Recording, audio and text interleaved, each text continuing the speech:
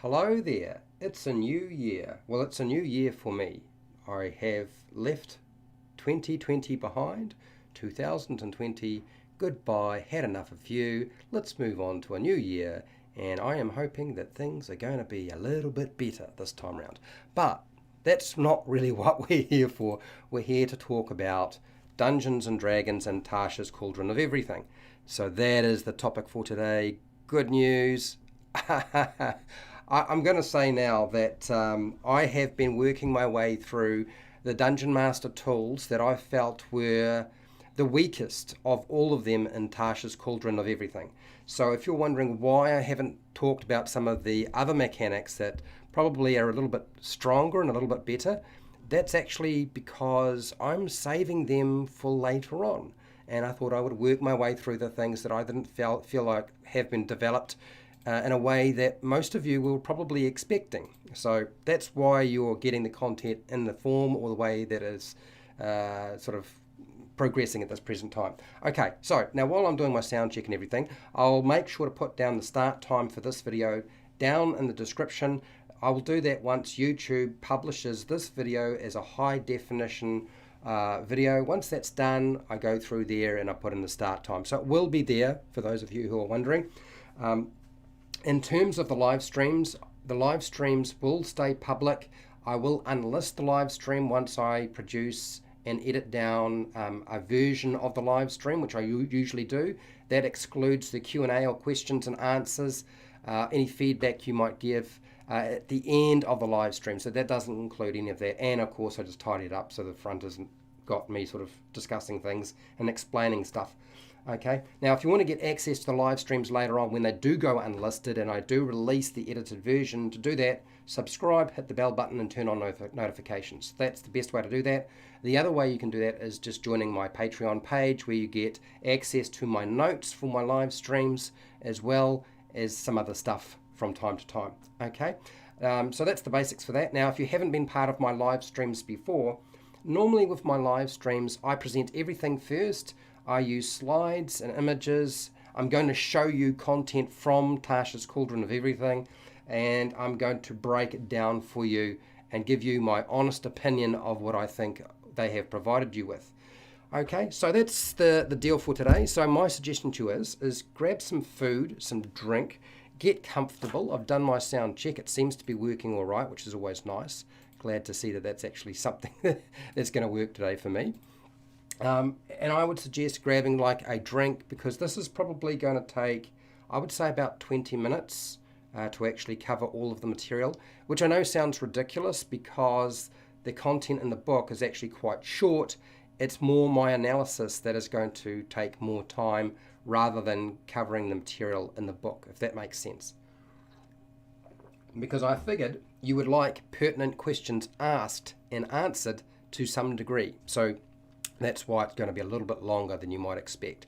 Okay, all right, sit back, get comfortable, and let's start and talk about Dungeons and Dragons and natural hazards.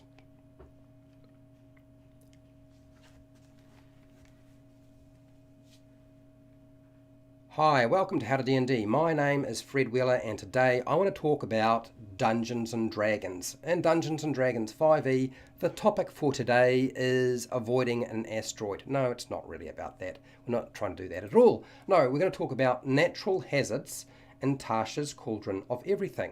Quite an exciting topic. I actually really like the idea of using natural disasters and natural hazards in my game. I'm sure you're exactly the same way. This is why you're actually watching the video in the first place. So here's the thing. Tasha's Cauldron of Everything briefly explains, well, should I say expands on what is in the Dungeon Master's Guide on natural hazards. I'm going to show you the content. I'm going to discuss the content and I'm going to assess the content or analyze it. So that means there's going to be quite a few steps in this process. And that means I should hopefully cover all of the bases you were looking for. So the first off, natural hazards. Even without the threats of supernatural environments, the world is a dangerous place. The following natural hazards expand on those presented in the Dungeon Master's Guide. Now, the first thing I'm going to say is It's a cheap move to refer to another book that they have published when discussing any kind of Dungeons & Dragons 5e topic in a supplement, in my opinion. When I saw this, I was kind of annoyed. So, I did go to the Dungeon Master's Guide. I had a look in there to see what they had to say. So on page 110 of the Dungeon Master's Guide, there is some details. And I was trying to remember how much information was useful there. And then I realized why I had sort of not paid attention to it. So on page 110 of the Dungeon Master's Guide, there are details on strong winds, rain, high altitude, frigid water or freezing water, quicksand, okay, I wanted quicksand, razor vine plants, slippery ice, thin ice, extreme cold and heat.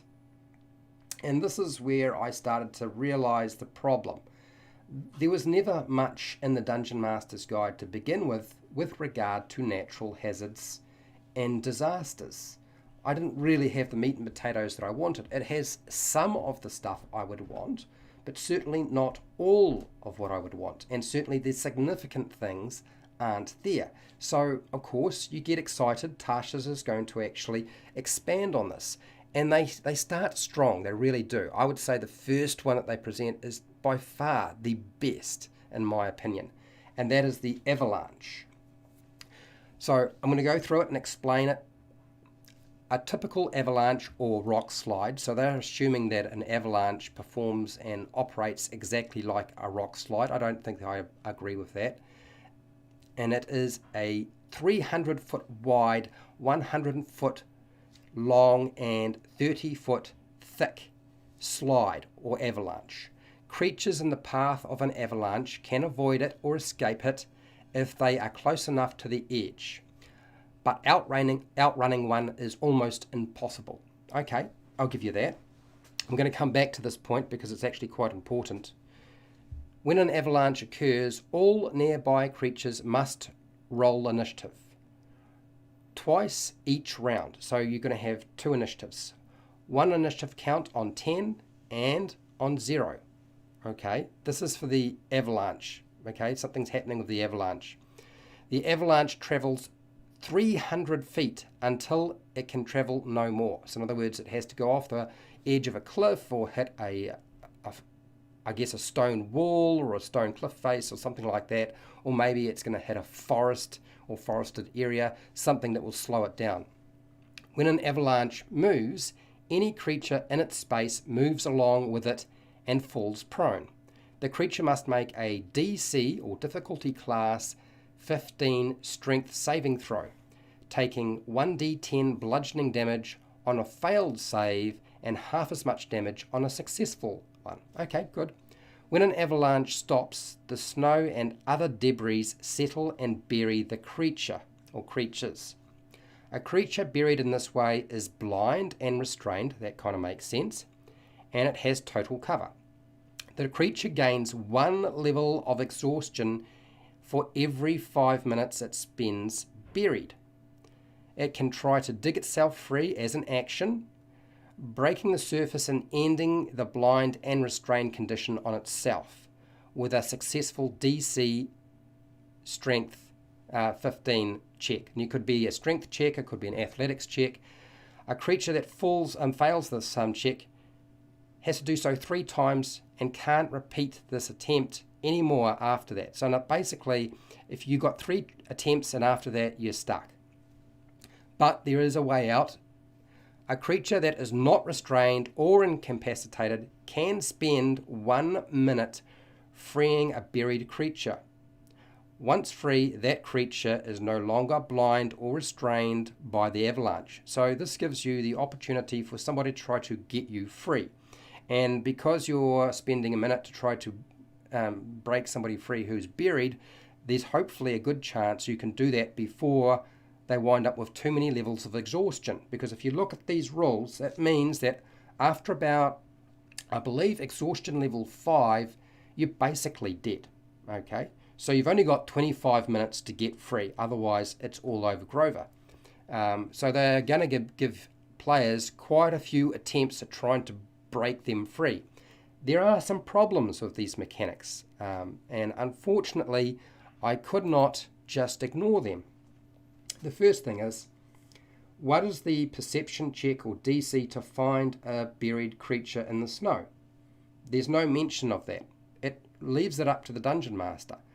I'm assuming that you have to find the creature before you can pull them free. Or have the designers assumed that dungeon masters should just assume that all characters are buried in the snow from an avalanche with at least one limb protruding from the snow except for their head, because their head can't be protruding, otherwise they wouldn't be blind. That seems odd. I don't quite understand that. That is some aspect to the mechanic that is not there. And I'm sure people will ask questions of me and other people about how to deal with that. I don't think that's fair. I think there could have been a little bit more here. How does a dungeon master adjudicate a character avoiding the avalanche? Okay, so you've explained to me how big an area the avalanche is going to affect, but how do I work out where my characters are and what am I going to be doing in terms of getting them out of the way? There's no guidance around that whatsoever. Now, an intermediate to an experienced dungeon master will probably be able to figure that out. A beginner dungeon master will need more assistance, and that's not here. I'm going to say this though. This is the better developed hazard mechanic compared to all of the rest. Out of all of them, I feel like this is by far more developed than anything else. It's also a reprint from Rime of the Frost Maiden, and I'm fine with that. I don't have an issue. Not everybody is going to go and buy an adventure book, Rime of the Frost Maiden, and if you want to have those kind of mechanics, then bringing over to this book makes a lot of sense. Okay, let's move on to the next mechanic that we need to discuss. And I thought this was odd, but it's here, and that is falling into water. So what do we have for falling into water? I didn't even think about this, frankly. When I thought about falling into water, how often does it come up? Does it come up for you? I may have had this show up at my game maybe twice in the whole time, like 6 years. A creature that falls into water or another liquid can use its reaction to make a DC 15 strength or athletics check, or they can also do a dexterity acrobatics check to hit the surface to hit the surface head or feet first. So you can choose. Okay, the idea is that I guess hitting the surface with your head is bad and hitting the surface with your feet is better. I kind of think that makes a lot of sense, depending on the height of the fall. On a successful check, any damage resulting from the fall is halved. Now, I'm assuming they are using the standard falling damage mechanics, and they're applying it to water. And I can kind of see that with regard to a certain height. You know, once you get to a certain height and with a fall, then maybe we can treat water just as a hard surface. But here's my problem with this. There's no adjustment for the height of a character falling. There's no mention whatsoever. So falling 10 feet, 20 feet, 30 feet, 200 feet, it's treated exactly the same. And I don't think that's a great idea. You know, how do we compare that between hard ground, falling on a creature, and falling into water? I feel like this is the sort of thing that should have been there. And all they've done is given us a simple check to try to cover something that's actually a little bit more complicated than that. Why? I don't know why they did that, but apparently they have. Next, falling onto a creature. If a creature falls into a space of a second creature and neither of them is tiny, the second creature must succeed on a DC 15 dexterity saving throw or be impacted by the falling creature. Okay. And any damage resulting from the fall is divided evenly between them. The impacted creature is also knocked prone unless it is 2 or more sizes larger than the falling creature. So they've actually tried to provide you with a bit more detail and meat and potatoes to deal with some of the things and questions that you might have and have to sort of adjudicate. Here are my problems with this particular piece of mechanic.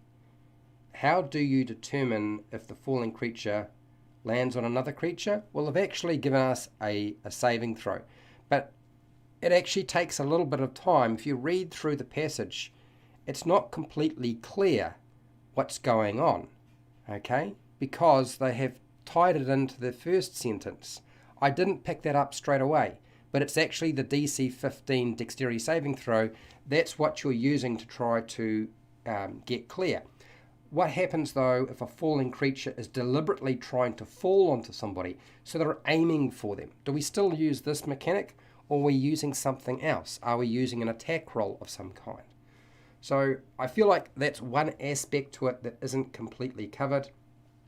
The other thing is, wouldn't larger creatures landing on smaller creatures cause more damage rather than halving the damage? Would there not be something else going on here? I feel like a larger creature weighs more would probably do more damage. Now, there is a point. We have to accept that this is a game and it's not a simulation. It's not a video game. We can't cover everything under the sun. But I would say to you that the creature size adjustments seem a little wonky. I feel like there's a little bit of information that's helpful, just not quite enough. It wouldn't have taken much more. I feel like there could have been just a little bit more and we would have covered everything. Okay, so those are the basics. Then we move on to an area which I thought was quite bizarre. And that is the spell equivalents of natural hazards. I'll read through the section, I'll show you the chart and the table, and then I'm going to assess it for you, okay? Because this should really be the nuts and bolts of the whole thing. But is it? So let's have a look at this passage. Numerous spells emulate the wrath of nature, and you can use spell effects to represent a variety of natural hazards. Okay, I think a lot of people may have already figured that one out. The spells our natural hazards table presents some common environmental dangers, and the spells may use to approximate them. So it's trying to see if we can take a spell and link it up with a natural hazard that you might want to present in your game and use the mechanics in the spell description to cover that. Do they actually do that? That's the question. So let's have a quick look at the first table. The first table, so down the left we have the natural hazard, and then the spell approximation, which hopefully the spell description is covering, is there. Okay, so we've got ball lightning. Now, I don't really come across ball lightning that often. Apparently, the chromatic orb would be a good representation for that. I looked at the spell description, I didn't really agree. It has blizzard, and they've selected cone of cold, ice storm, and sleet storm. And I looked at them and I wasn't convinced either. Not to mention, I could swear that the blizzard mechanics actually already exist in another adventure book, and that is Rime of the Frost Maiden. So why did they not take the mechanics for the Avalanche and the blizzard and transfer them into this book? And I'll tell you why. I think it's about space, but I could be wrong. We keep going. Okay, what about the earthquake? I looked at the earthquake spell, and I thought that there were quite a few elements to this that actually made a lot of sense that you could certainly use there, because there's quite a lot of depth. It's a big passage, and it covers lots of different aspects, but there are things it does not answer for a dungeon master, that you as a dungeon master are going to have to figure out. Falling debris. I didn't really quite understand why we needed that, but that's fine. Things do fall on people, and so therefore let's see what we can use. So conjure, barrage, and conjure volley. And neither of them felt like they were useful for falling debris. I suppose they could be. I feel like you would have to make some modifications and adjustments to those spells for it to work. Then we have the flood, and control water, and Tezami. Look, I didn't really feel like they were hugely useful, because there are lots of aspects to a flood. There are some game mechanics that would be applicable, but not all of them. Fog, well, the fog cloud, yes. Now, maybe the area needs to change, but I think the mechanics behind fog cloud would work with fog. What about the lava bomb? Frankly, I didn't feel like the fireball or produce flame had anything to do with a lava bomb whatsoever, because there's always the chance with a lava bomb to avoid getting hit by it. And lava bombs don't have an enormous explosive area. It's not a fireball as such, and it's not really produce flame, so I didn't think that was a great representation. They've got here lightning, and of course they've gone for cool lightning and lightning bolt. But really what I wanted as a hazard is I wanted a lightning storm, but they've just put down lightning. And cool lightning and lightning bolt in a very loose sense could be applied to a lightning storm, but I didn't feel like it was hitting the mark either. Meteor. Now they've gone for fireball and meteor swarm. Meteor swarm is far too powerful. This is like a weaponized falling rocks thing, you know. So if we were to apply this in our game, unless you're playing at high level, you're probably going to decimate the entire party. So I didn't feel like that was going to be hugely useful either. And when you have a meteor swarm, do you really have huge amounts of rocks and flame coming down on you all at once? I don't know. I've never been in one. Maybe that's how it works. The mirage. So we've got hallucinatory terrain. Actually, that works. I looked at that and I thought, okay, it didn't really require an awful lot of mechanical assistance, but actually that kind of works.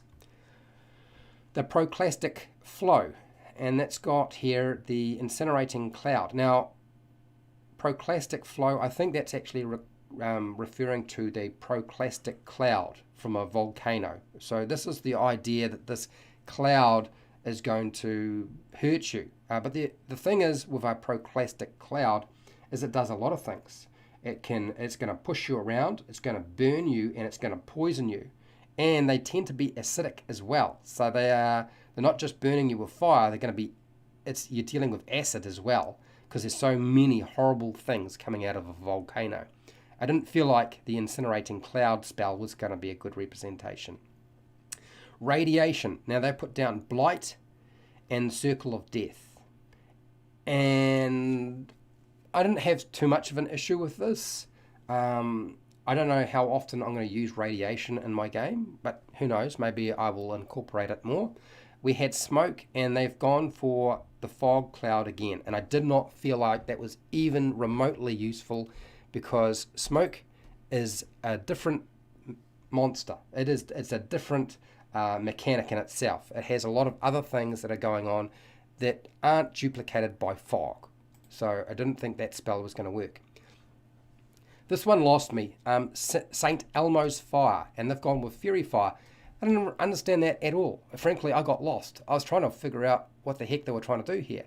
They've got Swamp Gas and decided that Dancing Lights is a good representation for this. Again, I don't understand where they're going with this.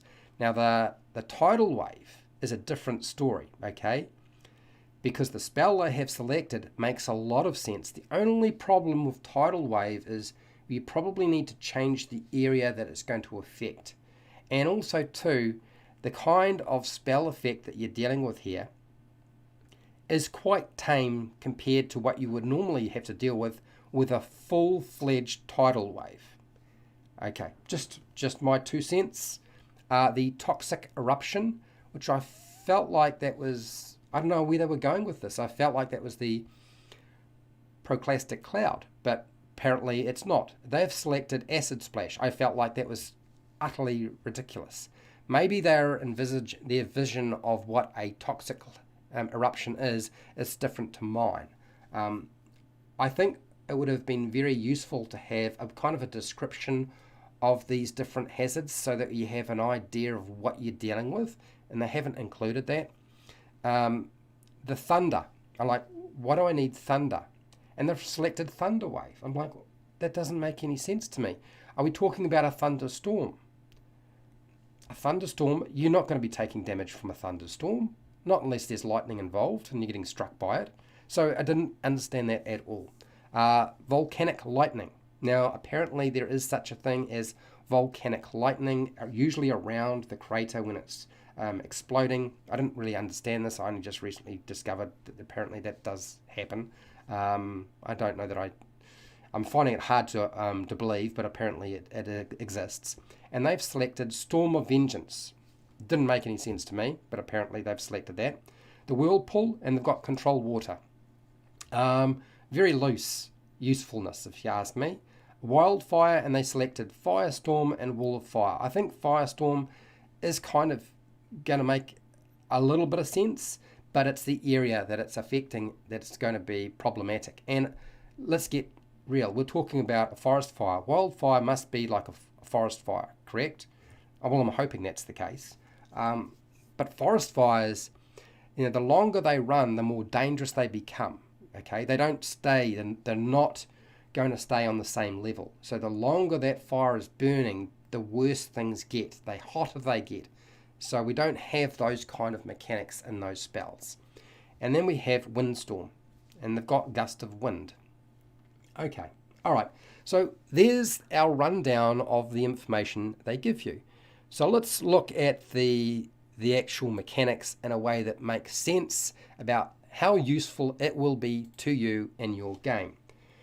The first thing I would say to you is this. This is probably the laziest part of the whole thing by the design team. These spell equivalents of natural hazards reeks of trying to save space and energy and deciding that we can just take these as reprints. It's essentially like a huge section on reprinting, okay?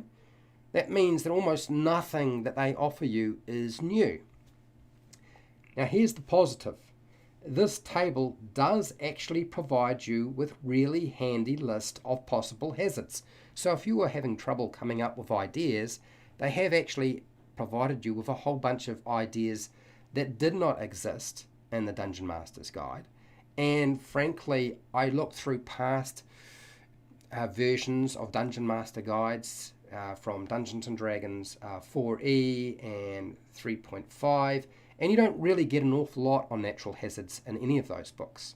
So this is actually not too bad in terms of a list.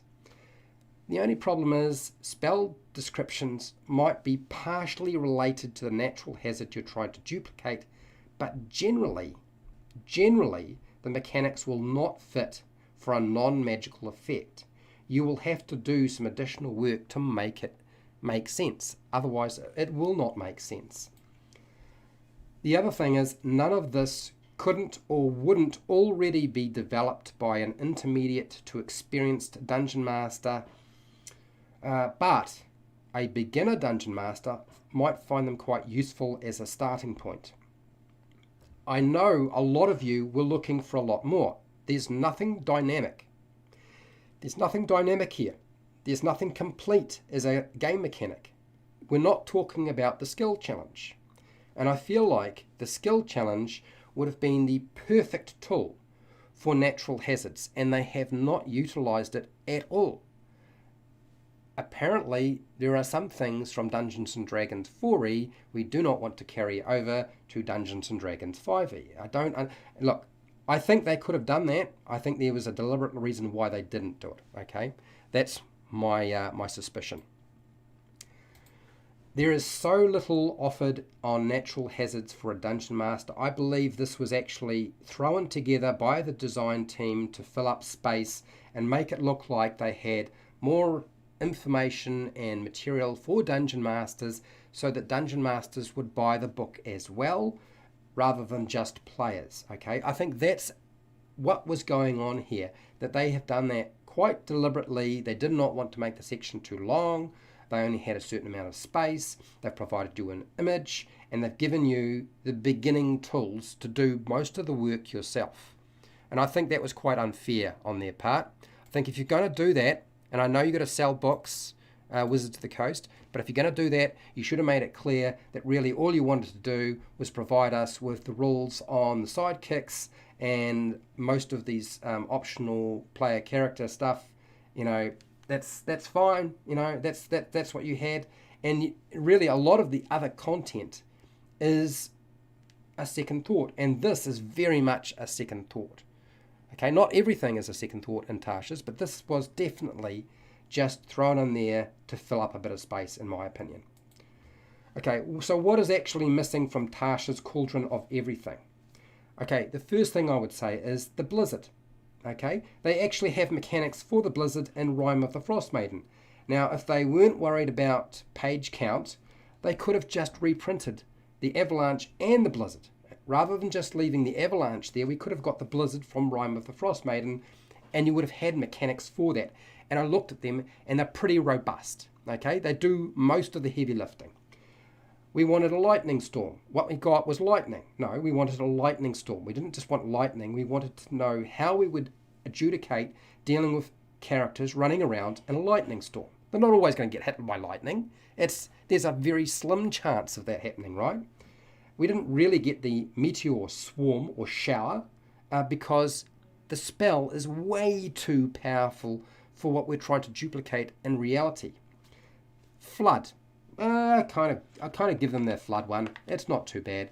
Tidal wave, I kind of give them that one. The forest fire, kind of give them that way. The tornado, the twister, we don't really have that. That's something that I've used in my game a few times, and I would have liked to have seen something that was related around a twister that moves around. We don't have something like that. I know a twister could be represented by an air elemental, but it just didn't feel like it was robust enough. We don't have that here. We don't have anything on river rapids. So if you're traveling down a river and you're dealing with rapids and you wind up in the river and out of the canoe or off the raft and you're coming up to a waterfall, we've got nothing around that. That is a pretty standard natural hazard. The earthquake, they did a reasonable job with that. Volcanic eruptions, I didn't really feel like they had bits and pieces here. Tar pits, we don't really have tar pits in this one. Nothing there. Now, you could say, yes, they had rock and mudslides because they have the avalanche, but the avalanche is a different animal, and, you know, a rock slide and a mudslide is very different to how an avalanche would operate. Now, I know we can't cover everything in any book, but there are some pretty significant things we should have seen in this book, and we didn't get them. That doesn't mean that all of it is a waste of your time, because it's not, okay? It does mean you will have to do a significant amount of work yourself. Okay, if you found this video helpful, fantastic. I actually have more videos on the Dungeon Master tools for Tasha's, and you're welcome to go and check them out. I've got one on parlaying or talking to monsters. Okay, so there's one there, and I will continue to do more videos on that topic. If you're not really into that sort of thing, that's fine. I have hundreds of videos for players and Dungeon Masters that cover every aspect of the game. Trust me, there's probably everything covered by now. Now, if you want to support the channel so I keep doing video content like this, you can do that through the Patreon page that I have. You can also check out my Amazon affiliate links down in the description, or the merchandise shelf underneath my video. Under all my videos, there's a merchandise shelf, or just watch my videos, that's fine too. Make sure to share, like, and subscribe. Hit the bell button to be notified when I go live and when I publish new videos, and I go live a lot. And hey, till next time, keep rolling those 20s.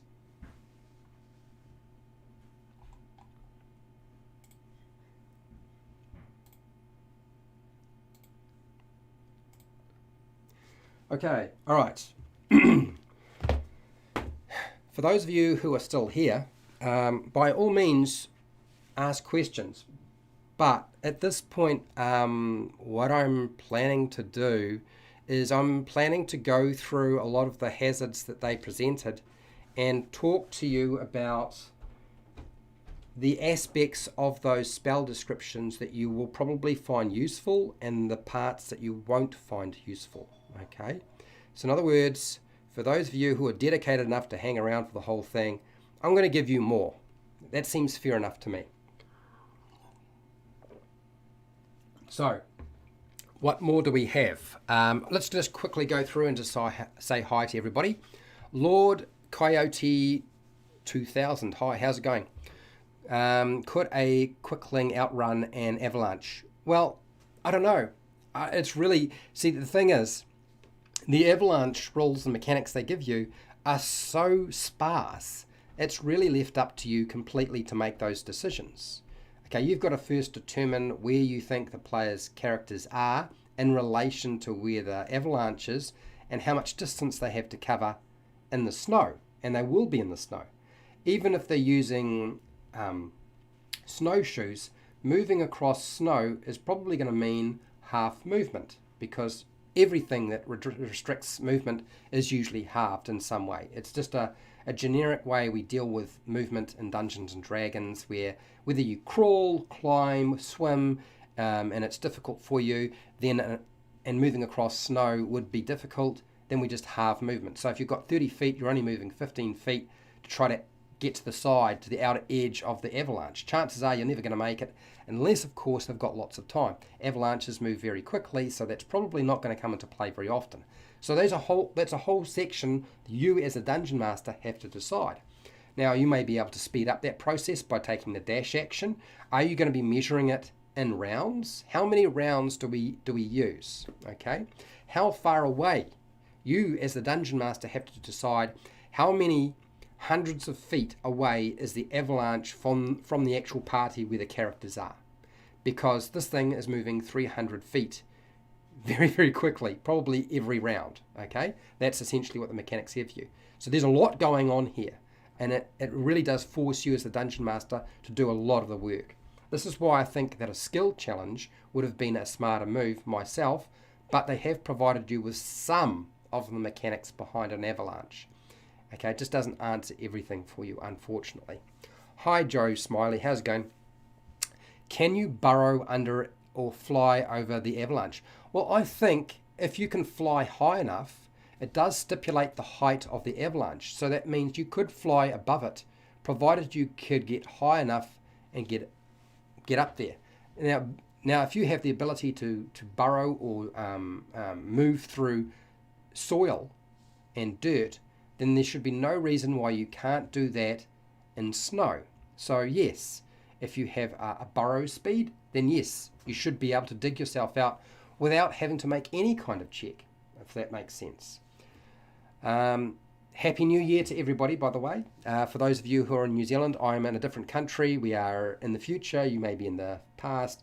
One of those things. I know it's very confusing. It's all called time zones. So Ender Warlock, how's it going, mate? And I hope I didn't say mate and yeah, okay. I call everybody mate, okay? Whether you're a man or a woman, it's mate. Yeah, I'm a Kiwi, that's how it works. Dave's, Happy New Year, how's it going? From the UK, my gosh, if you're from the UK, it must be very, very early in the morning, extremely early in the morning, I would imagine. Just subbed today after some vid watching this morning at 5 a.m. and now the stream. Did I miss much? You probably missed quite a lot, but the good news is you can watch. It'll stay up for a while before it gets unlisted and the edited version gets released. So you've got time if you want to watch the whole thing. And you got me now, so this is the time to ask me questions while you're still awake. Okay. Oh, yeah, I can imagine. Oh, it's too early in the morning. Okay, how's it going, Fred? Fred Daniel is here. Good information to know about what, sorry, I just moved, the chat moved and I lost my position. To know about what is in or isn't in Tasha's. Happy New Year. Yes, Fred. So this, hopefully, if you are looking for those kind of mechanics, you're not going to get everything you want, unfortunately. And I am totally aware that this video is not going to be a high volume traffic video, okay? But as a dungeon master, for me, who is creating games, this is information that's really important to me, and therefore I tend to cover things that I think other people find important or I find very important. And I think this natural hazards is an important aspect of the game. Okay, all right, so days, what do you got here? In my campaign homebrew, heavily, I made walking through snow terrain, so lots of snow, quarter speed, okay, half speed with snowshoes. Yeah, that would make sense. If you have snowshoes half speed, If you've got no snowshoes, you're going to find it very hard, so quarter speed. So that actually makes a lot of sense, Dave's. And yeah, 12:40 a.m. is way too early in the morning to be up. But you got me now, so ask me whatever questions you need now. All right, Jacob Hatfield. It's been a while, Jacob. How's it going? If a character has a burrow speed, they probably want to burrow into the ground and then out of the avalanche after it passes. Well, the avalanche is going to pass over them so quickly, and I mean, you could burrow down into the ground before it hits you. That makes a lot of sense. And then you just got to wait down there and just hold your breath for a little while before you come back up. Okay, that seems perfectly reasonable. So that makes a lot of sense. Yes, I go with that. Otherwise, the impact would still do a lot of damage. Yeah, it could. Look, I don't think the damage output of the avalanche is that great. For a low-level character, like a level 1 character, it's a bit of a bummer. But for a low-level character, bummer. But for a higher-level character, what's the big deal? It's 1d10 bludgeoning damage. That's a 10-sided dice worth of bludgeoning damage. That's it. This is only really designed to be a speed bump for the players. It's not supposed to be that taxing, apparently, okay? And a lot of people do survive an avalanche. They're not killed outright. They just get buried in the thing. It's just the unlucky ones that wind up getting hit by the full force and perish on impact. So actually, I don't have an issue with that damage output. That's fine. That's not the issue. It's trying to make having an avalanche in your game exciting and interesting, and does that actually do this here? Does it? I don't feel like it does. Okay. Don't forget cold damage when burrowing and would be freezing. Yep, that's true, but they'll probably have clothing on. So even if you do apply that, it's only going to work if you don't have any cold weather gear on. So I don't think that necessarily needs to come into play. It's only if you're going to be staying in that cold environment and you start getting damp and wet and it starts soaking through your gear that starts to, we're looking at cold damage, I would imagine. Good night, Jacob. Okay, going good. Sorry, wrong person. I got confused. I don't think it is. It's not designed to tax their hit points. It's designed to be a speed bump. The avalanche. That's what the design team has done with it. I don't actually have too much of a problem with it. I think the mechanics behind it is trying to figure out, how do you get clear of the avalanche? Can you use trees to break up the avalanche? Can you hang onto a tree to stay above the avalanche and not get buried? Can you use an outcropping rock and hide behind that? These are all things that are left to the dungeon master to figure out and determine themselves. Okay? But here I agree that the skill challenge would probably be best. I run them often for high action sequences. Yeah, and that's so what Jacob's talking about, the skill challenge, if you run them correctly, and you should never use the skill mechanics from Dungeons & Dragons 4e. You do need to do heavy modification to make them interesting. And then you've got to make sure they're not too long. But they are excellent for an action scene. Action scenes, skill challenges work great. Okay, all right. Christopher, how's it going? Little late for me, just wanted to wish Happy New Year and thank you for good videos.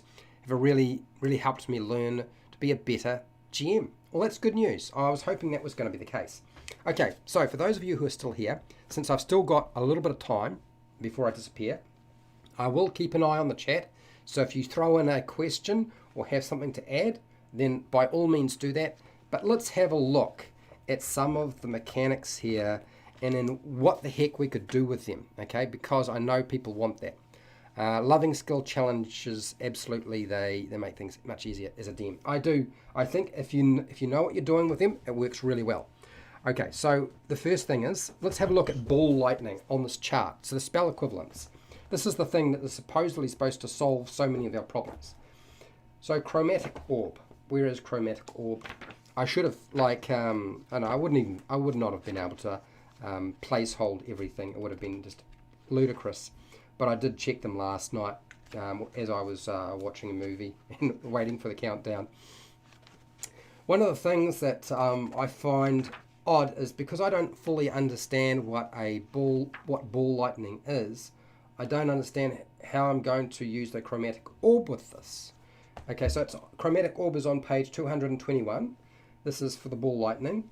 So it talks about hurling a 4-inch diameter sphere, but we're not going to be doing that. And of course it talks about different damage types. We're not worried about acid, cold, fire. We're just worried about lightning. And you're making a spell attack. So whose spell attack are we going to use for the ball lightning if it's a natural hazard? See, this is the thing that I saw, and I thought, okay, there's a problem here because I don't know how that's supposed to work. Is the movement of the ball lightning random? So the players have just got to be lucky about which way they go to get around this thing, or can they just back up and avoid it completely? Is it ever even going to come into play? And they've listed as 3d8 damage on the chromatic orb. I don't have a problem with the damage output because I don't know how ball lightning works. But as a mechanic for the game, I didn't really feel like that did what I needed. Okay, now the blizzard. I don't want to even cover the blizzard because I feel very strongly that if they are going to reprint the Avalanche from Rime of the Frost Maiden, they should have reprinted the blizzard from Rime of the Frost Maiden, because that had better mechanics than Cone of Cold, the Ice Storm, or Sleet Storm.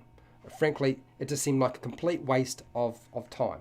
And as I said, I believe they didn't do that because they did not have the space. I feel like this was a last-ditch throw-in rather than being something hugely useful to you. Hi, Fred, how's it going? You are late, unfortunately, but that happens. Don't worry about it. Okay, let's look at the next one. The earthquake. Now, there is an earthquake spell. That's a bit different. When I looked at the earthquake spell, I was thinking, actually, it covers a lot of different aspects that I would be looking for as a dungeon master. So the earthquake is on 236 of the Player's Handbook, not the Dungeon Master's Guide. Did I say the Dungeon Master's Guide? It's in the Player's Handbook. All the spells are in the Player's Handbook. Okay, so 236, and we have quite a large section. It talks about fissures opening up. And what I found interesting is they did include a dexterity saving throw for falling in, but I don't know what my dexterity saving throw for this would be because it's not going to be applied as a spell, is it? So what's the DC going to be for getting out of the way as the fissure opens up and beneath you? If it does, the amount of damage it does. Well, you're falling into a fissure, so that feels like potentially instant death. I don't like the idea of including a mechanic that has the chance of instant death. I don't have a problem with characters dying. I've told that to people before, but this does seem like it's a bit of a problem. It does specify the space or area. It specifies how many fissures open up. But then how do you, as a dungeon master, adjudicate that and make that feel like you aren't deliberately trying to have one open up in front or underneath the player's character? So it got the fissure. It has mechanics around making a dexterity saving throw. We don't know what the DC will be, of course. And then falling prone, which makes a lot of sense. It talks about structures. So in an earthquake, you're going to have structures around you that can fall. And it talks about what needs to take place for those structures to basically stay up or not stay up. Okay. So what do you got here, Daves? Ball lightning as a natural phenomena is often not even damaging, as it can pass through windows. Okay, walls, windows, some can be, but not all. Okay, so that's actually good to know. I didn't know that. And as a dungeon master, I really needed a bit more information on what ball lightning was like. It could be passed through a room in a random direction, and anyone in the path needs to succeed on a dexterity saving throw. or take the 3d8 lightning damage. Yeah, flip a coin. Yeah, it does feel like you are flipping a coin. So there's a 50-50 chance that it's going to get you. How fast does this thing move? So there's not enough juice there to be able to use ball lightning in your game without doing pretty much all the work yourself. Okay, so structures. The tremor deals 10 bludgeoning damage to any structure in contact with the ground. So that's just going to happen. It does talk about creatures standing beside a structure and having to make a dexterity saving throw and how much damage they will take and being knocked prone and all that sort of stuff. So the earthquake spell has some of the mechanics you might need to run your earthquake as a natural hazard, but not everything. Okay, moving on. Falling debris. Conjure barrage and conjure volley. Now when I looked at these, I was like, what is this? This doesn't make any sense to me, because again, it's a spell, and to translate it over to a natural hazard, so we're talking about maybe the roof of a cave falling on you, or even, you know, a part of a building coming apart and falling down in your direction. So falling debris could cover a few different things. It just depends. It could be debris coming off a cliff face if you're near a cliff face. So conjure barrage, this is on page 225 of the Player's Handbook, and it talks about basically there's an area that it covers, and it covers quite a large area, and there's a saving throw, and they've also used 3d8 as the damage output for this. If you save, you take half. I did not feel that this was useful, because how big is the thing that's falling on them? That's up to the Dungeon Master. I don't think that they could have nailed this one down themselves, but I do feel like a chart would have been useful in this place, giving you sort of some guidance around different sized chunks of debris coming down. But they don't have that here, of course. And the spell doesn't cover that either. Okay, so let's look at Conjure Volley, which, again, the area that it affects is smaller. This is only like, is it smaller? It's 40-foot radius, and the other one, the barrage, is a 60-foot cone. Okay. All right, so they're pretty big areas. So, yeah, the Conjure Volley is pretty large area. Saving throw again, but this time we're using 8d8 as our damage output. And you save, you take half. I didn't like this at all. Frankly, I wouldn't use it. It's too dependent. I don't know what my DC is going to be. And I don't want to make DCs that are a 5, 10, or even a 15, because, I mean, I do feel like that's an aspect to the game that you as the Dungeon Master can't get guidance on. You will have to make those decisions yourself. So to be fair, when it comes to falling debris, probably giving you a lot of information on that isn't going to be hugely useful. What do you got here, Fred? A ball lightning moves at a variable rate from very slow to fast to dodge. I'd put it at what? Is it 5 times 3d10? Okay, all right, so Fred has given you sort of an idea of how fast your ball lightning might move. Okay, right, next, let's have a look at the flood. And they've got here control water and Tusami. So control water, I looked at control water and I didn't think that was going to be useful to you. The second one is a bit different, because that's more in line with what we are talking about in terms of a hazard, or the type of hazard that a flood would be. So control weather, control water, where is it? So control water has a lot of mechanics in it, and it does have a flood section, okay? But the difference is you will have to change the area for the flood. So, and it gives you a percentage chance, so you can use your percentile dice to figure that out. That's not bad. It talks about different sized vehicles, and I think this little bit here has some aspects that you will find useful. The parting the wave water, redirecting the flow, and the whirlpool, not really hugely useful. The whirlpool section, though, is one of the hazards they do talk about, and that actually is not too bad. And I'll just go to the whirlpool right now because it's already in here, and they talk about control water. This is on page 228, and control water is on page 227, 227 to 228. It covers 2 pages. So the whirlpool, this effect, okay, it gives you an area. It gives you an idea of what sort of save you would have to do. So there's a strength saving throw involved. It gives you the kind of output of damage, and you get an idea of what's going to happen to the creature. That's it. But the problem is, what happens if you fail the thing and you go under?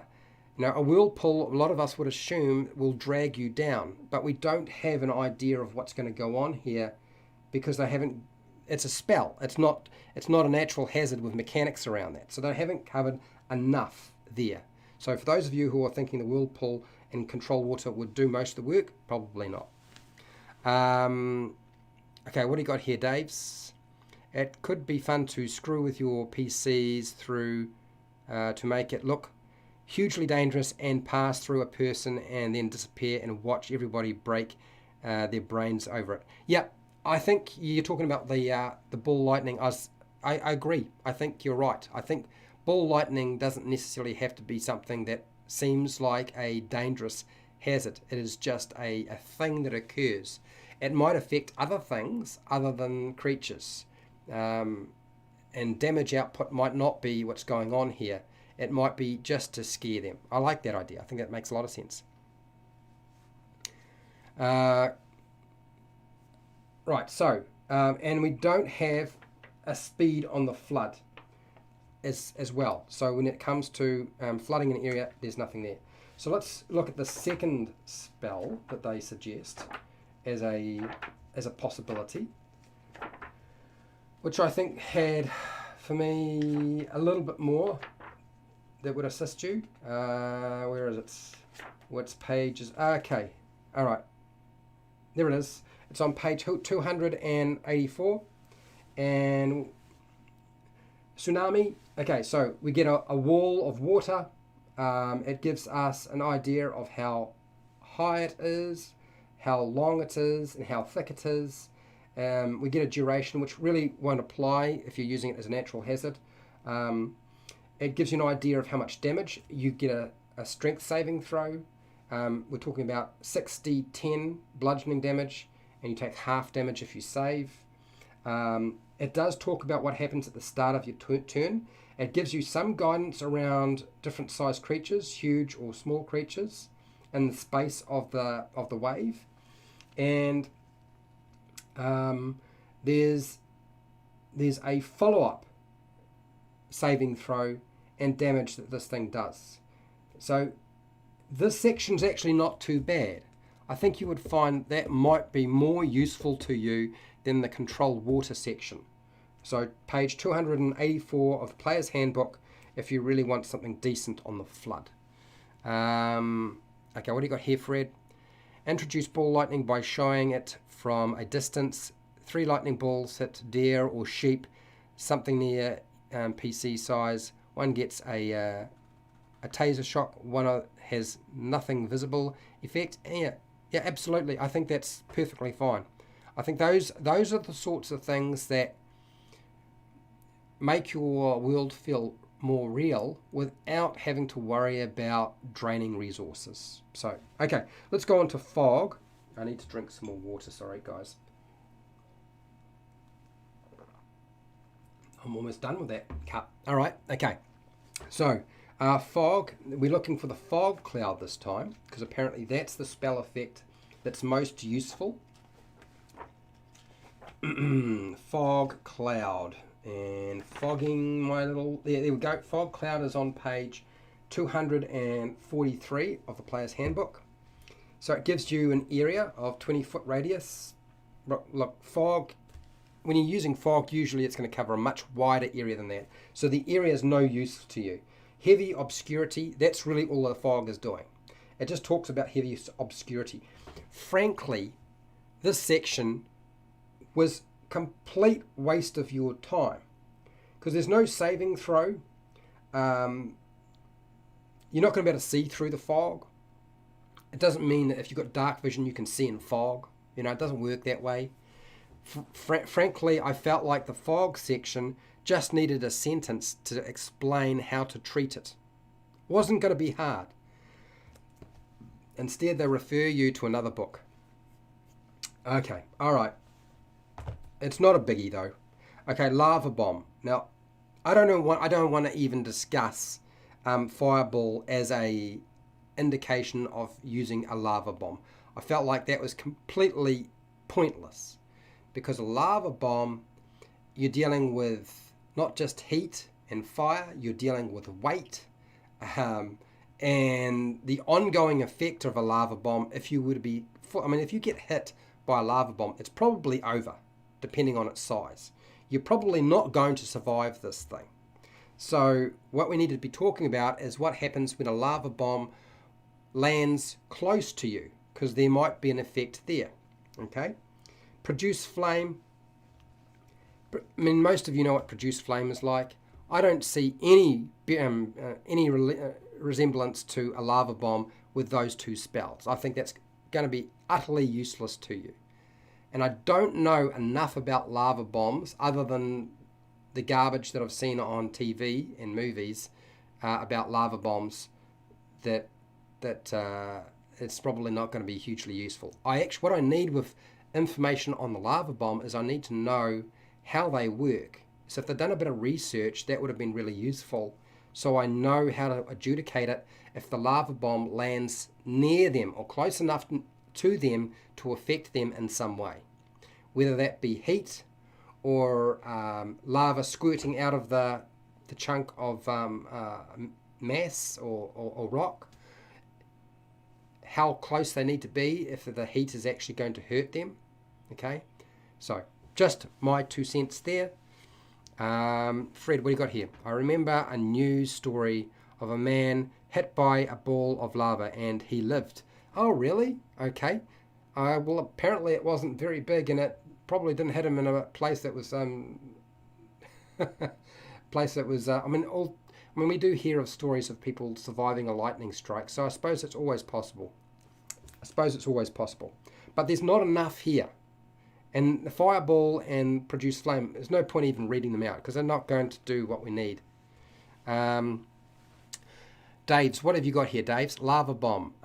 Recurring fire damage over rounds, yes, possibly, or being disarmed as you drop your weapon to cause you to focus on the lava upon your person. So I think one of the things that we would have wanted with a lava bomb is how to adjudicate, because you can probably see the lava bomb coming.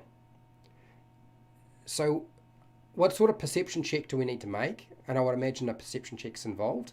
Maybe a dexterity saving throw's involved to get clear so we don't get hit by the full impact. But the effect of the lava bomb is going to diminish the further away you are. So, yeah. Hi, Joe Smiley. How's it going? Use alchemy fire for lava bomb. Okay, maybe that'll work. What's that here?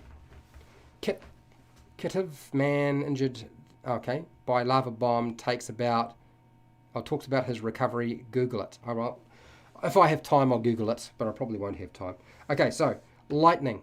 We are running over the hour for those of you who are wondering, but we will stick with it. Lightning. Now, really what we were looking for was lightning storm. And what we got is call lightning and lightning bolt. Lightning bolt, really that's only going to apply if you've decided that your player is hit by a lightning strike. So how do you determine that? How do you work that out? There's no guidance on that. Call lightning, that could strike multiple individuals if they're close enough to each other. Again, I'm not sure that I like this idea. I feel like it should still have been something like a skill challenge. The closest one for me in terms of how I might work it is call lightning. That's on page 220 of the player's handbook. That is the one that I would probably be most likely to utilize if I wanted to have a lightning storm as such. So a storm cloud appears in the shape of a cylinder. So you can exclude or ignore the area that it affects. You can make it as big as you want because you will have to make it bigger. It's a lightning storm, so they are usually large, not very small like the spell is described. And then it gives you a dexterity saving throw. It tells you how much damage it does, 3d10 lightning. It tells you how much you get and take, half damage if you save. So there are some things here that look like it could be useful.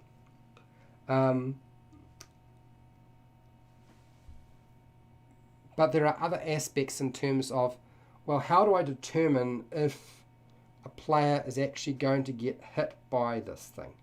And are we going to just assume that everybody is going to have to make a dexterity saving throw to avoid taking damage from the lightning bolts?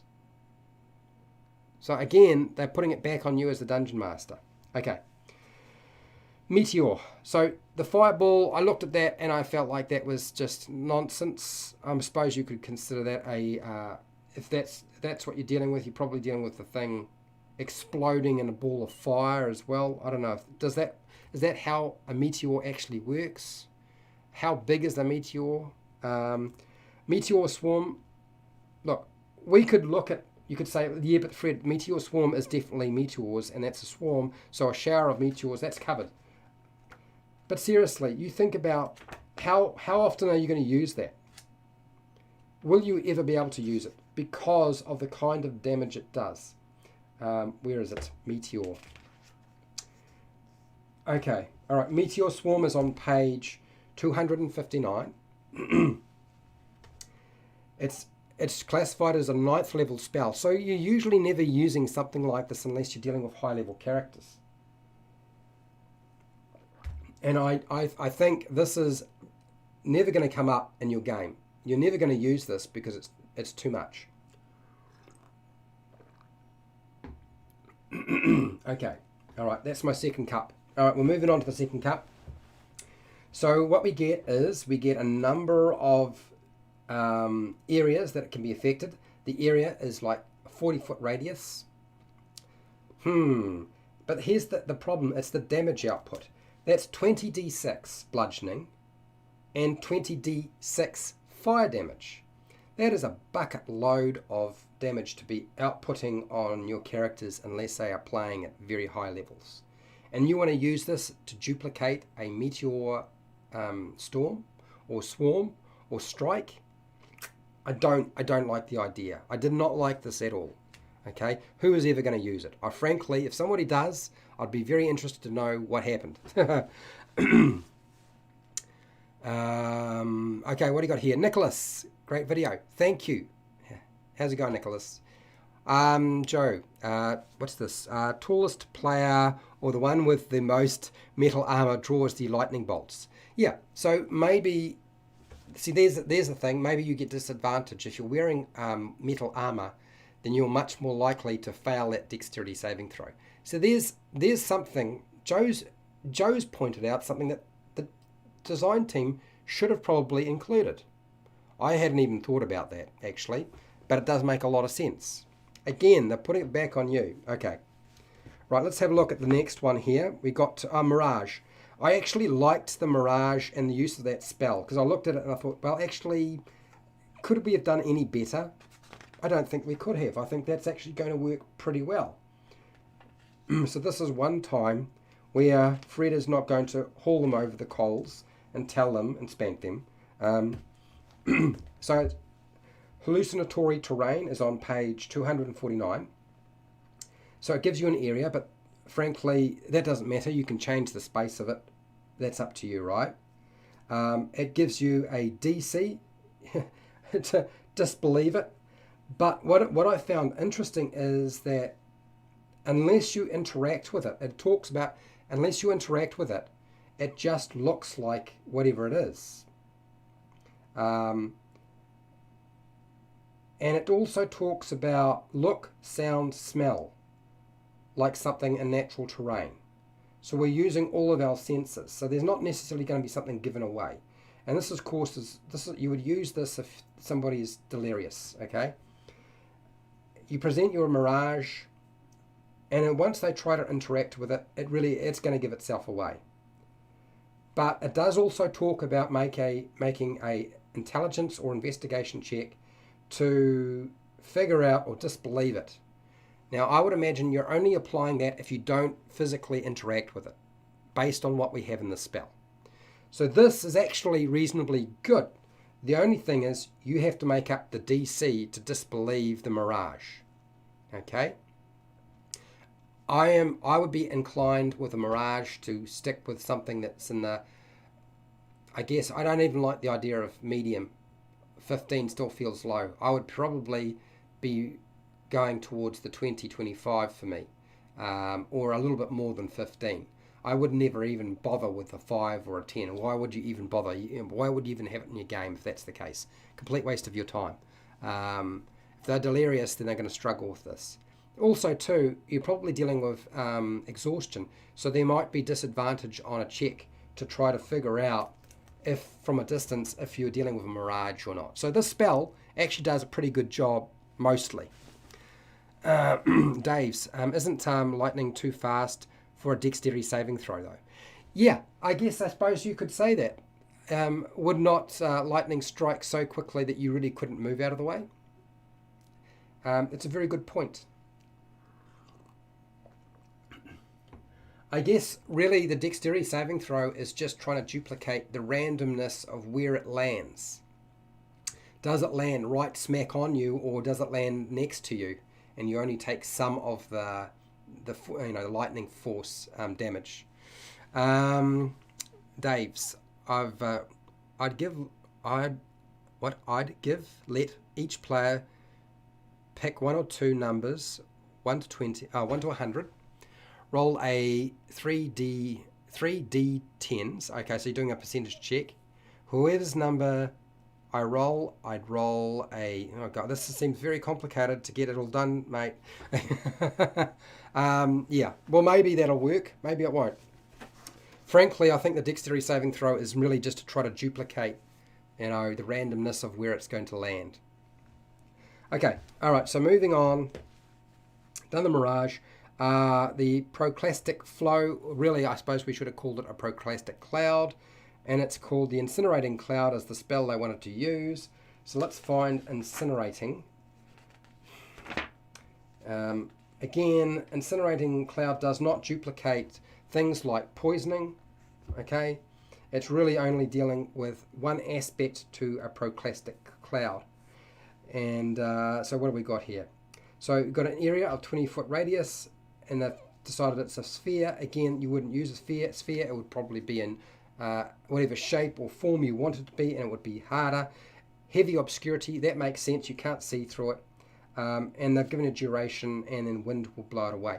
Well, frankly, I think it would be struggle for wind to blow a pyroclastic cloud away. Pyroclastic clouds stay in the air a long time. We have a dexterity saving throw. We get 10d8 fire damage on a failed save. Good lord, it's a lot. It's a high level spell. It's like an 8th level spell, okay? And you have to keep making saves, okay? As long as you're in that area, you've got to keep making saves. And the cloud moves. And I've only given 10 feet. Well, a pyroclastic cloud, if we're dealing with what I'm thinking they're trying to duplicate, moves significantly faster. So, hence, it doesn't do poison damage. It doesn't move the character, which a pyroclastic cloud would probably do to a certain degree. And it's certainly causing injury through fire, but we're not dealing with acid, and pyroclastic clouds are supposed to be acidic as well. So we're not dealing with all the aspects to it. It's far too complex a natural hazard to be duplicated by any of the spells that we have in the player's handbook. Yeah, wide area, die or die. Yeah, pretty much. It was a D20 to hit. Okay, all right. Okay, so moving on. We're moving on to the next one, which is radiation. And they selected Blight and Circle of Death. And I was trying to figure out when I would ever use radiation in my game. In a Dungeons and Dragons game. Almost never. Unless I'm, steampunking it, or I've got a world where I would use that sort of thing. Frankly, I probably would never use that. And why blight? And I was like, well, okay, I suppose they're trying to find something that is close enough to it to duplicate it. But does it really? 8d8 necrotic damage. You make a saving throw. It's a constitution saving throw. Okay. I get that. That makes sense that we have a constitution saving throw. My biggest issue with this is that how long is it going to go on for? This is instantaneous. Blight is instantaneous. It affects, and that's it. It's done. It's done its thing. We don't do anything more with it. And radiation is probably going to keep having an effect over time. So I don't like it that much. The other one they selected for radiation is Circle of Death. And when I looked at Circle of Death, I was yet again confused, but that's easy to do. I do get confused easy. And we are trying to, look, none of this is going to be perfect, right? So Circle of Death is on page 221 of the Player's Handbook. And what we have here, a sphere of negative energy. They've given you an area, which doesn't matter. They've talked about a constitution saving throw. I kind of could have, as a dungeon master, I can figure that one out. I don't have a DC for it, so I've got to make one up. I've got 8d6 necrotic damage on failed save. And there's no, it's instantaneous again. It doesn't continue on. So what do I do with this? Really, none of those are even remotely useful to me. This is why I like doing these videos. I get to actually point out the problems. Okay, so there's a few comments. Pyroclastic flow has been measured at near speed of sound, covering square miles of area in seconds and hundreds of feet. Highly deadly volcanic ash, hot enough to melt steel. Yeah, right. So pyroclastic flow is a hazard which, frankly, if you were to present to your players' characters, is probably going to kill their character. So there's a problem. What are you going to do to solve that problem? I feel like you would have to be able to put up Lemon's tiny hut very quickly. Or some other, escape route, like maybe rope trick or dimension door, or just get out of the way, like gate, like it's time to leave, teleport. And really, you don't want to be hanging around. These are not things that you can really sort of put out as a mechanic that will work. And thank you, Fred, for all that information. You mean, no, I don't have a nuclear reactor that explodes in my world. No, I don't do that sort of thing. Yeah. Instant death for the pyroclastic cloud. Okay, so next we've done the radiation. Circle of Death is a waste of time for radiation, if you ask me. Smoke, fog cloud. Again, I'm not going to go for fog cloud. I already talked about fog cloud. All that does is obscure. It doesn't do anything else. But as we all know, if you are in smoke, it is going to affect your lungs and your ability to breathe. So a constitution saving throw is probably going to make sense. Some sort of injury in terms of hit point loss or exhaustion. But we don't have anything useful in the spells that will use that effectively in any way whatsoever. What do you got here? What are you pointing at, Fred? You're trying to point something out.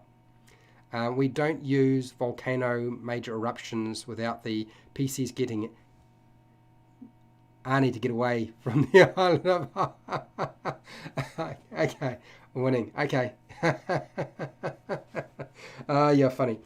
I don't even know what St. Elmo's fire is supposed to represent. St. Elmo's fire, if I remember, St. Elmo's fire is a movie that I watched many years ago about a bunch of friends who were very, very troubled.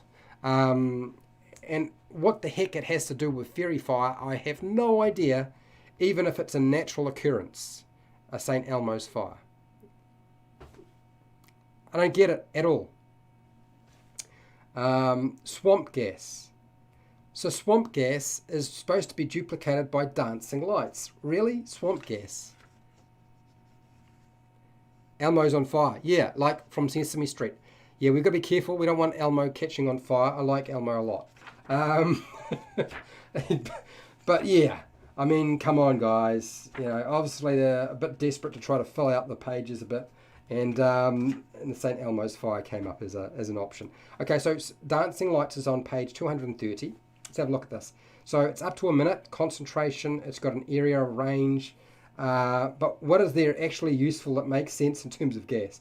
So what would gas do? Probably it's going to be flammable.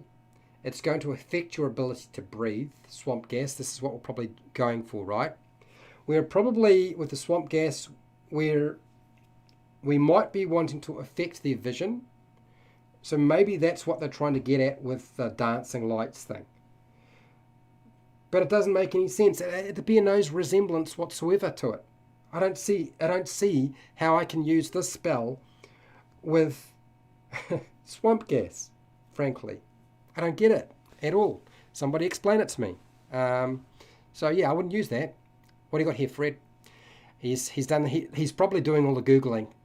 It's at this point I find that Fred may wind up having to be a moderator at one time. If I ever get big enough and I have too many people in the live chat, Fred might be doing a lot of that work if he feels inclined. St. Elmo's fire is an atmospheric effect that lights airplanes up like fireflies, generally harmless. Okay, all right, yeah, but like fairy fire. All right, so it makes them easy to see. Is that what we're trying to say? Is that what they're trying to duplicate there with? But see, here's the thing. St. Elmo's fire is going to be a long way up. So unless you're flying on a dragon or you're flying in a ship or you're up there, it's never going to be something that's going to affect you. So I suppose that's the only time it's going to come into play. So maybe that's what they're trying to get at. I'm assuming that's what's going on. Okay, what else we got here? Dave's, what do you got here? Instead, they could have explained fog as a bit more like it can. Yeah. I don't like some of these applications. Not all of them are bad, but some of them just don't work at all. Okay, so let's move on to the next one. Tidal wave. Now, look, the tidal wave and the spell we just talked about not so long ago regarding flood. Frankly, that will work. Tsunami, that makes sense. Is it going to be big enough? I think you will have to make some adjustments for it to work for you, rather than just leave it as is. So yeah, again, not a perfect fit, but better than some of the fits. The Tsunami is on page 284 of the Player's Handbook. Okay, so it talks about, I've already talked about how much, bludgeoning damage, ongoing bludgeoning damage, kind of makes sense to a large degree, but it doesn't answer all your points. Still useful enough compared to some of the other stuff we were given. So it's not a bad fit, but it's hugely dangerous for low-level characters. I wouldn't even bother using that. And what if you want to be able to run like a, how do you get out of the flood area, or how do you get away from the tidal wave? Can they run up into a building? Can they get into a tree? Is there a way to escape it? Just as with the avalanche, can we fly above it? Probably can. Can we dig below it? Maybe not. Maybe we can. Who knows? Those things aren't really covered here. So that's all stuff you have to do. Toxic eruption, and they've got acid splash. I'm not even going to bother looking up acid splash for the toxic eruption. I looked at that and I just like, what the heck is going on here? I don't get it. So I'm leaving that. I'm ignoring that nonsense. Okay. Yeah, exactly. St. Elmo's fire is generally high altitude. Yeah, the Northern Lights. Electrical discharge dances over the metal and across the windows of an aeroplane. Right, so really some of the aspects that we needed to have with the St. Elmo's fire is electrical discharge, high up and high altitude, and there's nothing that Fury Fire is doing that will be duplicating that sort of thing whatsoever. Okay, toxic gas. They've gone cloud kill and stinking cloud. I don't even need to go and look at those. They're all right. They could duplicate that. You can make adjustments to it. So actually that's not a bad fit. That's actually going to be pretty useful to you, I think. Thunder, and they've got thunder wave. I'm not even going to tolerate bothering looking at thunder. In a thunderstorm, what are we going to be up in the thunderstorm, and we're going to cause damage to them using thunder wave Really? Really? Is that how we see thunder? I don't understand why they do that sort of thing. You know, frankly, it just confuses people. One of the things I would imagine is it's all very well saying, okay, we're going to use it to do thunder damage, but I would imagine that this might deafen you. Okay, you might become deafened by being too close to the thunder, and the spell can't do anything with that. We've got a Constitution saving throw, no problem with that. Okay, but if we're going to deafen somebody with thunder or loud noise, essentially what thunder is they're trying to duplicate thunder as a loud noise. We've got nothing to sort of work with here because there's nothing discussed. You as the Dungeon Master doing all the work again. Lucky you. We're almost at the end of this list, by the way. What you got, Dave's? I use Stinking Cloud as a toxic eruption. Aha! A guide for the Brussels sprout bombs my snowmen used in my Christmas one-shot. Brussels sprout bombs. Love it. Very creative. Okay. Volcanic lightning. And they've got here Storm of Vengeance. See, I don't know very much about volcanic lightning. So for me to try to assess that probably would be unfair.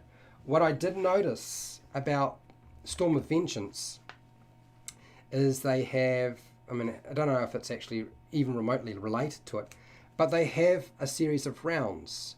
It tells you what is going to happen at round 1, round 2, round 3, round 4, and between round 5 and 10. And this is on page 276. So it would not actually be too hard to take Storm of Vengeance and turn that into some sort of skill challenge, because you've got a couple of different things going on.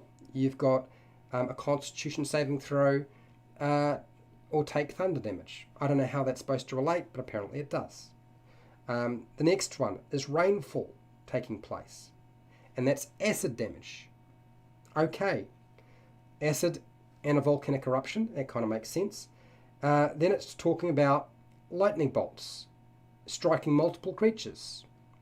And I guess that's related to the idea of, but who the heck is going to be standing right next to the volcano at the top of the crater? I mean, I suppose some players would do that. There's a dexterity saving throw incorporated here. Then they have hailstones or hailstones raining down, and then you take bludgeoning damage. And then the next section is a combination of stuff. So cold. This is not a perfect fit, but at least it has rounds where there is an ongoing effect taking place. But you would have to modify this to make it work. Okay? Okay. Yeah, more. It could. I don't know. Is volcanic lightning in a pyroclastic cloud? It probably would be near the top of the volcano. My understanding is the volcanic lightning occurs as a discharge during the explosion. But you wouldn't normally, if you're right there, I mean, it's a bit pointless. Your character's not going to survive. Standing on top of a volcano as it erupts is like, it's time for your character to die. Okay, what do you got here, Fred? Real thunder is air heating and rapidly cooling due to lightning. Okay, this creates a pressure wave of sound, generally harmless, even close enough to feel the heat. Interesting. So therefore that means that when we come to thunder and thunder wave really isn't going to be much use to us at all. Isn't Fred wonderful? He's providing us with so much really useful information. And this is one of the things that I think a lot of people fail to realise is the live streams provide a lot of additional information. And today has been like a gold mine. Okay, Joe. Oh, hi. How Joe? Joe is Overboard DM. He has a YouTube channel, does miniatures, terrain, reviews on stuff. You absolutely need to go and check him out sometime. He does stuff that other people don't. What do you got here, Joe? The red dragon, the volcano. Well, I suppose if the volcano erupts and the dragon, it might be affected by. Yeah, I guess that. I'll give you that. So yeah, Oh dear. DC 75. Well, we don't go past a DC 30, do we? If you're doing any more than that, it's all over, Grover. Okay, I'm not going to go over the whirlpool because we already covered that already, because the whirlpool is actually partly covered in, I believe it's controlled water at the end of the spell description, and it's not too bad. Wildfire, they've got firestorm, wall of fire. Okay, so let's have a look at firestorm, because that too, I guess that is probably the closest approximation to a wildfire or a forest fire that we might be looking to duplicate in our game. And if I can find the page, that is, where is it? Firestorm. Do I remember how to spell? No, I need water. I'm dehydrating. I know firestorm starts with an F. Ah dear, I'm getting tired. That's what it is. Here we go. Page 242, firestorm. 7th level spell though. Oh my god. Okay, so storm made up of sheets of roaring flame appear in the location. It gives you an area. I don't know that that area is going to be hugely useful, because I would imagine that the firestorm might cover the whole area or not. It depends.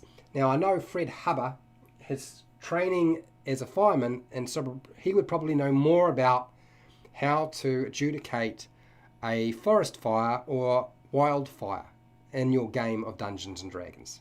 Hey? So I'm sure he's going to pipe up in a second on that. Hang on, who have we got here? Inky. In my opinion, for traditional thunder lightning, we already have the shatter spell, which is specifically that blast of thunder damage. Yeah, again, I don't feel like it needs to be thunder needs to be even covered as a natural hazard. I don't think it's actually going to do very much, thunder itself. Lightning storm, that aspect of it, yes, that would be a hazard. Okay, so what do you got here, Fred? In theory, a level 20 PC can make a DC 49 dexterity saving throw with the right skills before adding magic items. Yeah, but here's the thing, is if you look at the spectrum of saves, usually we don't go beyond 30, because whatever that is impossible to actually do. Okay? Yeah.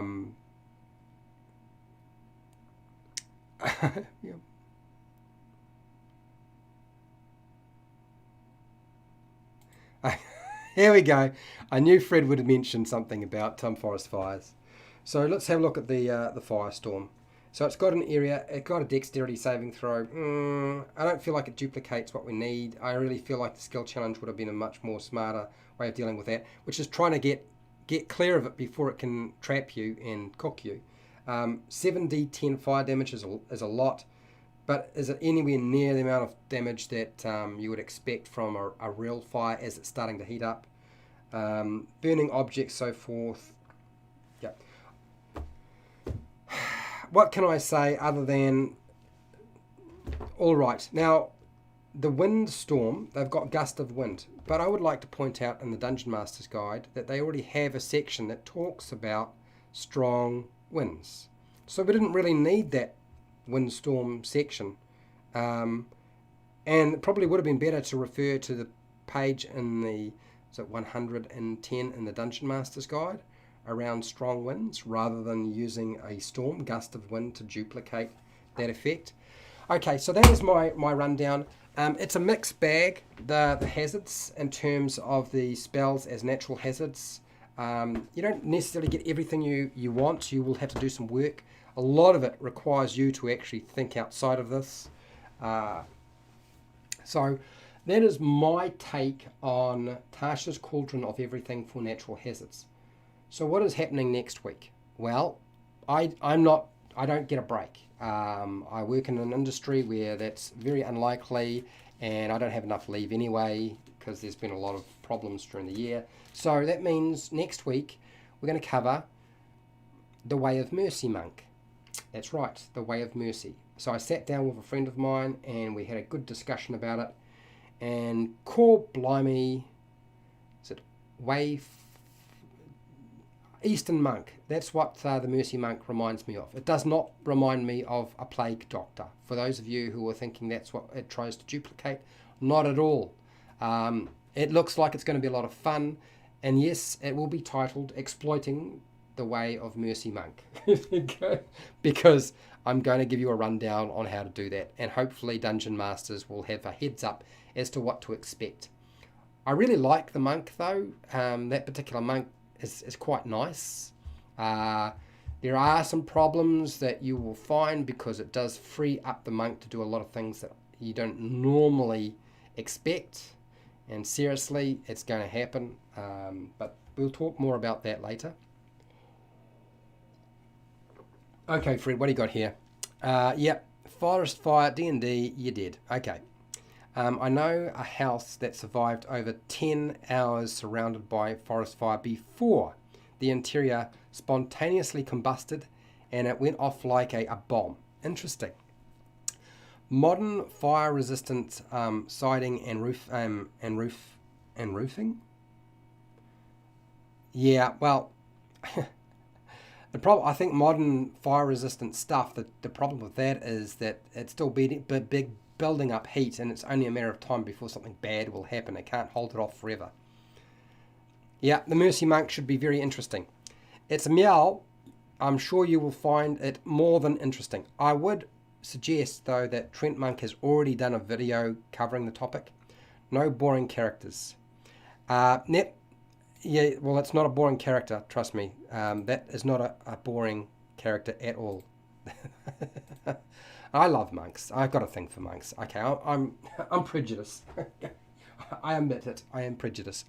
So thank you everybody for showing up. Thank you for everybody who participated and provided information. So Fred Hubber and Dave's and anybody else who provided information and feedback during the live stream. Really, thank you very much for doing that. Thank you for hanging around for so long. It's been a long live stream.